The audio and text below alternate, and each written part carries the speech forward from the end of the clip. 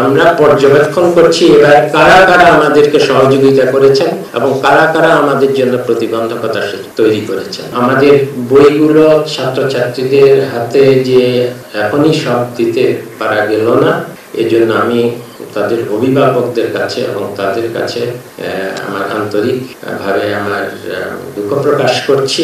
তবে এইটুকু সান্ত্বনা যে যখন বইগুলো পাবে তোমরা কমলমতি ছাত্রছাত্রীরা, সেই বইগুলা আগের থেকে সুন্দর দেখাবে এবং বছরের মাঝখানে পাতাগুলো ছিঁড়ে যাবে না। যেটা আমি বললাম, কাউকে দোষারোপ করতে আমি চাই না, এর মধ্যে অনেক ষড়যন্ত্র ছিল। এমনকি আজকে সকালেও আমি দেখেছি বই বিতরণের ক্ষেত্রে কোনো জেলায় ষড়যন্ত্র করেই ওগুলো আটকিয়ে রাখা হয়েছিল। আমাদেরকে যে কত ধরনের কত দিক থেকে বিপরীতমুখী শক্তির সম্মুখীন হতে হয়েছে এটা কল্পনাতীত। এই বিপরীতমুখী শক্তি যে কত জায়গা থেকে আসছে সেটা আমরা বুঝতেও পারি না।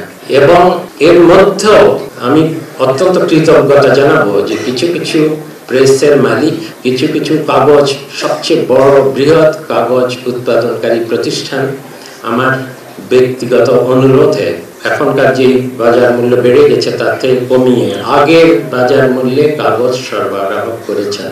শুধু করেছেন এই কারণে, এবং প্রেসের কিছু মালিকরা বলেছেন আমাদের ছেলে মেয়েরা তো প্রাণ দিয়েছে, তাদের জন্য আমরা কিছু করবো না। কাজে আমি এই জন্যই বলছি যে আমি সবাইকে দোষারোপ করতে চাচ্ছি না, তবে আমরা এটাও বলেছি আমরা পর্যবেক্ষণ করছি এবার কারা কারা আমাদেরকে সহযোগিতা করেছেন এবং কারা কারা আমাদের জন্য প্রতিবন্ধকতা তৈরি করেছেন। আমরা সেটা পরবর্তীতে মূল্যায়ন করে দেখব এবং পরবর্তী বছর যেই ক্ষমতায় থাকুক তাদের কাছে এই তথ্যগুলো দিয়ে যাব এবং আমাদের কর্মকর্তারা তো আছেনই তাদের মধ্যে।